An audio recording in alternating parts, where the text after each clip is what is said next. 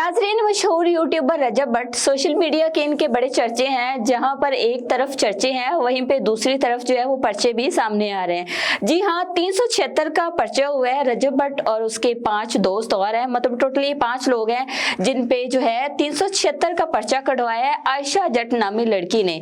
आयशा जट नामी लड़की ने ये दावा किया है FIR के मतन के मुताबिक। उसने कहा है कि मुझे इन्होंने अपने बैरिया टाउन में इनका कोई घर है, रॉयल ऑर्चर्ड ये इस तरह का कोई एरिया है, वहां पे इन्होंने मुझे बुलाया है जिसमें लोग हैं रजब भट्ट, उसका कजन है सलमान जिसके साथ आयशा का रिलेशन था। वो भी आपको आगे चल के बताएंगे कि ये सारा असल में मामला क्या था, कहानी शुरू कहां से हुई थी और 376 के पर्चे पर आके कैसे रुकी।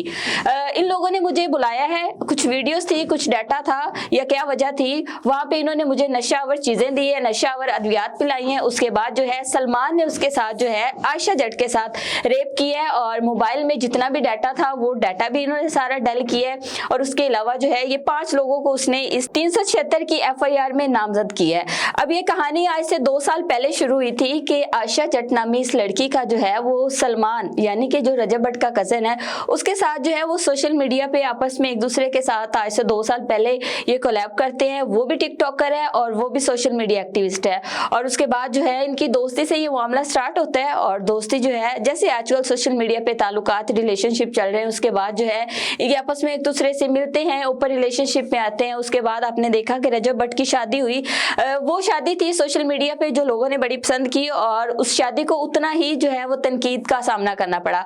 उस शादी में देखा गया था कि ये आयशा जट नामी लड़की जो है ये सलमान के साथ भी वीडियोस बना रही है और उसके अलावा रजब भट्ट की तमाम फैमिली के साथ जो है इसकी वीडियोस जो है वो देखी जा सकती हैं। उसके बाद कुछ ही अरसे बाद इनका आपस में जो है वो ब्रेकअप हो जाता है। क्या मामला सामने आता है ये तो नहीं मालूम, लेकिन एक जानिब से जो है वो इंटरव्यूज आने शुरू हो जाते हैं कि सलमान के साथ मेरा ताल्लुक था, शादी का वादा किया था और बेतहाशा दफा उसके साथ जो है फिजिकल रिलेशन में रही और इसी दौरान जो है वो 2 दफा कंसीव भी किया। बहुत सारी चीजें जो है ऐसी जो गैर इखलाकी थी और बहुत सारी चीजें ऐसी जो कैमरे के सामने जो है वो मेरे ख्याल में बताना गैर मुनासिब है।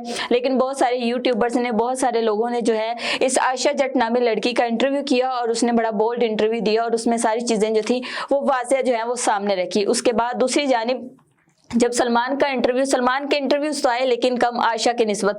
उसने कहा कि मुझे इसे स्टार्ट में अच्छी वाइफ थी, इसने चीटिंग किया, जो भी उसकी वजूहात थी, उसने कहा कि मैं अब इससे शादी नहीं करूंगा। अब तक जो है ये आयशा जट नामी लड़की इसको इंसिस्ट करती रही और मुख्तलिफ लोगों को इंटरव्यूज देने का इसका मकसद जस्ट यही था कि ये लड़का इससे शादी कर ले।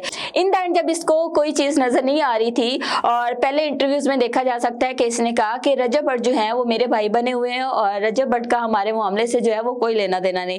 लेकिन अब कुछ रोज पहले जो FIR होती है उसमें रजब भट्ट को भी जो है वो नामजद किया गया और उसके अलावा मान डोगर है, रजब भट्ट का बहनोई है और सलमान है और इसी तरह ये 5 मुल्जिमान तो नहीं कह सकते, 5 लोग हैं जिनको नामजद किया गया है।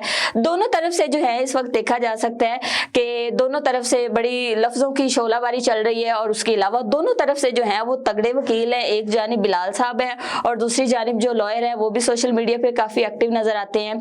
तो अब देखना ये है कि ये मामला जो है वो शादी तक रुकता है या नहीं। लेकिन यहाँ पे सवाल ये पैदा होता है कि हमारी यूथ जो है ये सोशल मीडिया का जहर जो है ये इस कदर फैलता जा रहा है कि एक लड़की का अगर कोई रिलेशन था किसी के साथ, प्राइवेट जो भी चीजें थी, वीडियोस का मामला था या जो भी उनका आपस में रिलेशन था, तो इस तरह सोशल मीडिया पे आके इस तरह का इंटरव्यूज देना और उसके बाद अब ये 376 की FIR का हो जाना। अब इधर से एडवोकेट बिलाल साहब जो है उन्होंने भी यकीन दहानी करवाई है कि मुल्जिमान जो है FIR के मुताबिक जो मुल्जिमान है उनको सजा दी जाएगी और दूसरी जानिब उनका भी वकील तगड़ा है। तो अब देखना है कि ये मामला जो है ये कहाँ पे जाके रुकता है।